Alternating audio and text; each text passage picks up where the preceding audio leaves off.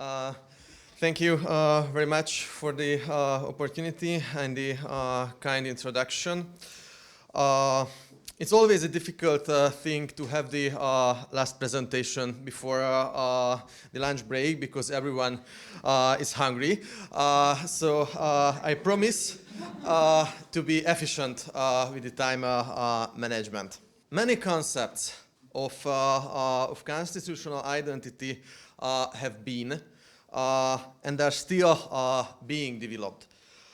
We try to understand the nature of this concept, which means something little different things in every member state of the EU. And science and jurisprudence think differently as well about the concept. And the cause of this phenomenon is the differences of our legal and constitutional systems. But there are, of course, common principles, or rather, there should be common principles. In the past decades, the concept has become one of the central issues of Hungarian constitutional law, primarily due to the trends and tendencies of the European integration and the European constitutional atmosphere.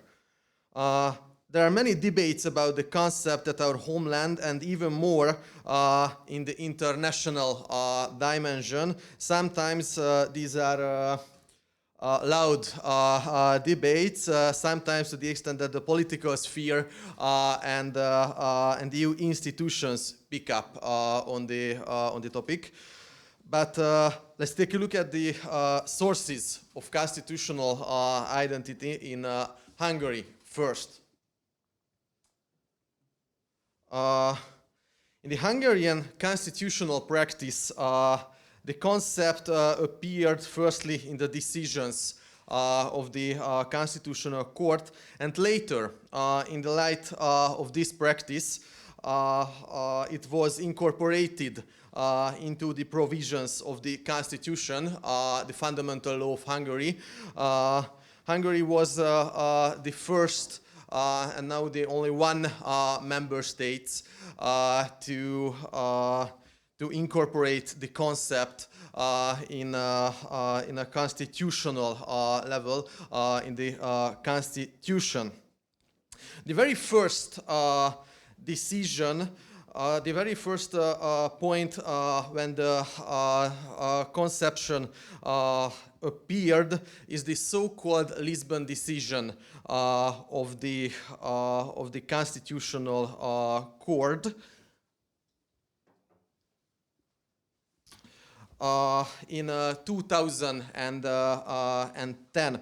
The court did not essentially mark the constitutional direction regarding European integration in this decision. So this is not the most important decision of the court ever, if I could say.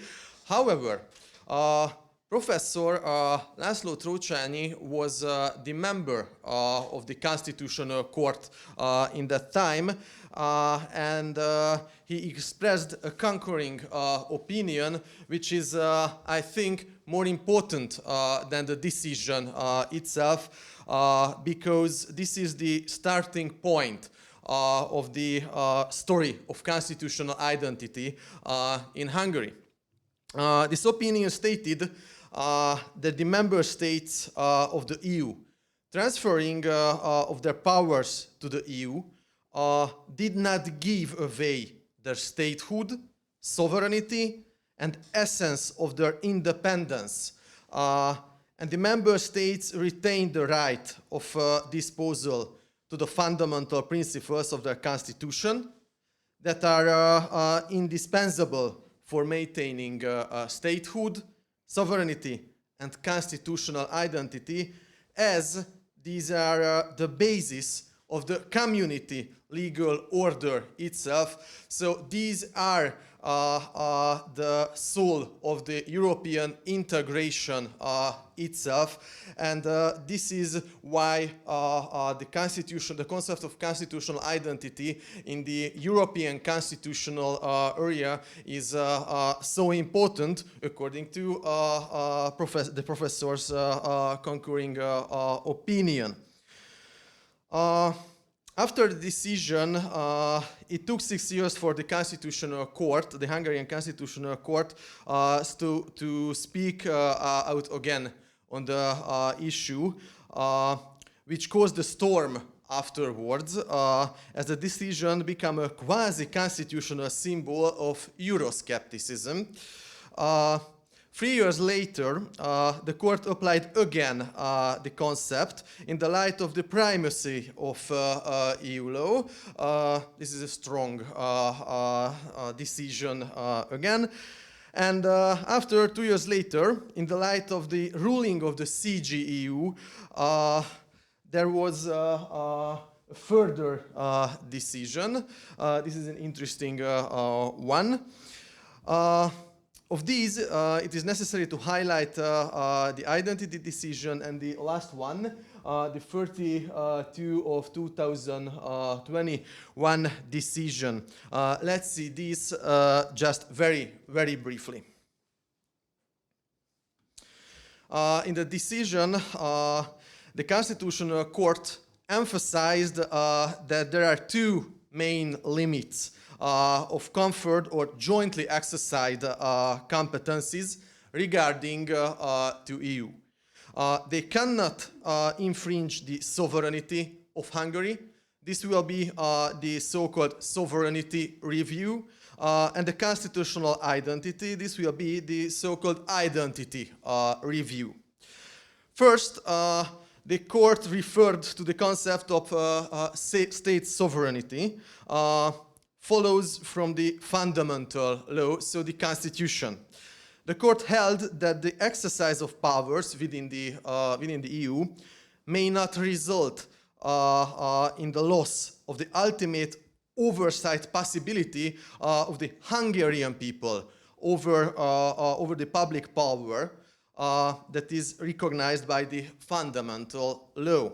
This is one of the main statements of the Constitutional Court in that decision. Second, the court based the identity review on Article 4.2 of the Treaty on the European Union. This is the famous identity clause of the Lisbon Treaty. It acknowledged, the court acknowledged that the protection of constitutional identity rests with the Court of Justice of the European Union and is based, or should based, on continuous cooperation, mutual respect, and equality. In the understanding of the Hungarian Constitutional Court, the constitutional identity is rooted in the achievements of the historic constitution of Hungary, and to determine the elements of it is the competence of the Hungarian Constitutional Court. I think in Brussels and in the West, this was the main problem with the decision, because the Hungarian Constitutional Court vindicated itself the competence to interpret and to determine the content, to create the content, the constitutional identity, and to protect the constitutional identity. But I will speak about at the end of the presentation. Even though that the court held that the constitutional identity of Hungary does not mean a list of exhaustive enumeration of values, it still mentioned some of them. For example, freedoms, the division of power, the republican form of state, the respect of human rights, freedom of religion, legality, parliamentarism, etc. According to the decision, these are equal with modern and universal constitutional values. So we can say, according to the Constitutional Court, the elements of the constitutional identity are the elements of the common constitutional heritage. Speaking about constitutional heritage is hard thing because it's common but hard things because speaking about heritage we need this. We need that thing. So we speak about dead member states, but the member states of the European Union are not dead. So I think the common constitutional tradition is more appropriate than the heritage. But anyway, back to the Constitutional Court of Hungary. The court further stated that the constitutional identity a fundamental value that has not been created but only recognized by the fundamental law, and therefore it cannot be renounced by an international treaty. The defense of the identity of Hungary is the task of the Constitutional Court, as long as Hungary has sovereignty. The next important decision was the 32 of 2021. This is a particularly exciting decision. At least it certainly was at the time of the decision-making process, as the decision was made after a PSPP decision of the German Federal Constitutional Court and the ultra-virus decision of the Polish Constitutional Tribunal. The Court of Justice of the European Union ruled against Hungary with regard to its immigration rules, and the Hungarian government requested the Constitutional Court's interpretation regarding the CJU's decision and the fundamental law of Hungary, among others.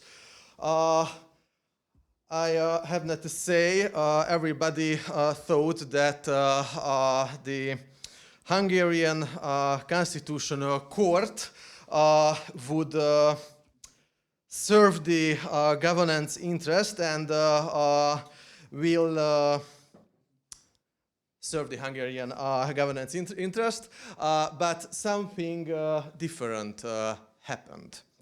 The Constitutional Court stated that the protection of the inalienable right to Hungary to determine its territorial unity, population, form of government and state structure shall be part of its constitutional identity. The Constitutional Court pointed out man as the most elementary constituent of all social communities, especially the state, is born into a given social environment which can be defined as man's traditional social environment, as especially through its ethnic, linguistic, cultural, and religious determinants. These circumstances create natural ties determined by birth, which shape the identity of community members. According to the court, these natural ties or qualities which are determined by birth are considered to be circumstances that influence a person's self-determination, which on the one hand are created by birth, and on the other hand are qualities that are difficult to change. Finally, on the sources of constitutional identity in Hungary, we need to talk about the fundamental law itself, as I mentioned earlier. At this moment, Hungary is the only member state in the integration whose constitution directly contains the expression of constitutional identity. The fundamental law was extended with the provisions of identity by the 7th Amendment of the FL in 2018. Under the fundamental law, each and every body of the state shall be obliged to protect the constitutional identity and the Christian culture of Hungary. The provision incorporates the content of the practice of constitutional court into the fundamental law. Its significance lies mainly in the fact that the constitutional power has elevated the concept that had appeared in the practice of the Constitutional Court to the constitutional status. From this point onwards, the primary source of the obligation contained herein is not the practice of the court, but the fundamental law of Hungary. Let's see the ever closer union versus constitutional identity. The question arises, why is constitutional identity so important in the European Union? Why do we emphasize a concept that is difficult to define, but which in many cases could perhaps be replaced by a more concrete legal instrument? To answer this question, we need to return to one of the essentials of the European Union, and this is diversity. Perhaps one of the biggest challenges we have faced in recent years is the direction of future of Europe and the European integration. Since its inception, the EU has been built on compromise for want of a better solution, and has been in a constant search for a way forward. How do we define European unity? What is the goal of European unity? It is a process that determines and shapes the constitutional arrangements of the member states involved in it. And of course, conversely, the constitutional development of the member states must also shape the development of the European integration process. And in this context, the European legal order, which is now symbolically united with the constitutional and legal systems of the member states. So, what is the goal of European unity?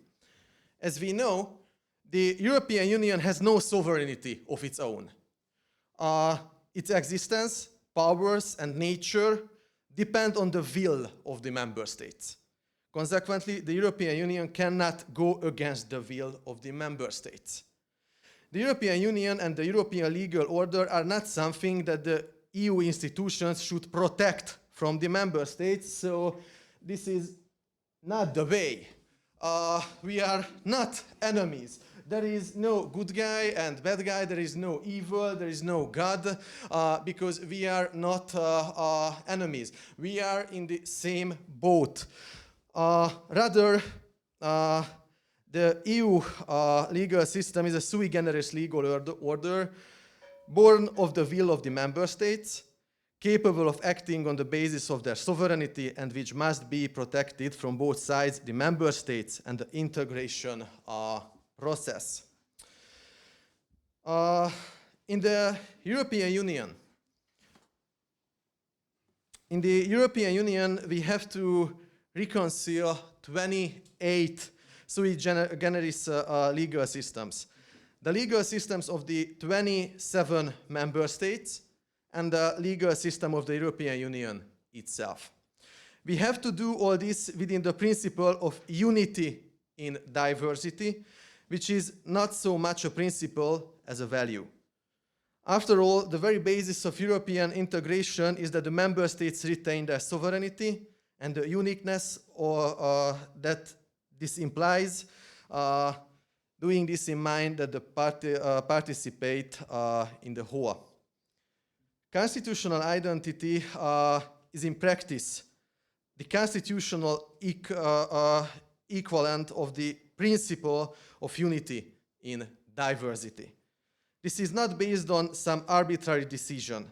It is the result of the kind of cooperation that has been and is best suited to the social and legal structures and constitutional cultures of the member states that had achieved the integration. It must be stressed, however, that the direction of European integration process cannot be divorced from the peoples who make up Europe or from the social arrangements of the peoples of Europe. Thus, as long as the peoples of Europe are not able to create a homogeneous, united society, the principle of unity in diversity will be a natural limit to the development of the ever closer union clause. And this is not a mere philosophical or theoretical argument. This is rather a fact-based inadequacy which must be reflected in the European legal order and the concrete competencies and their limits. We have to think just the relationship between the CGEU and the European Constitutional Courts, which is another interesting topic, but maybe an interesting conference as well. So thank you very much for the kind attention.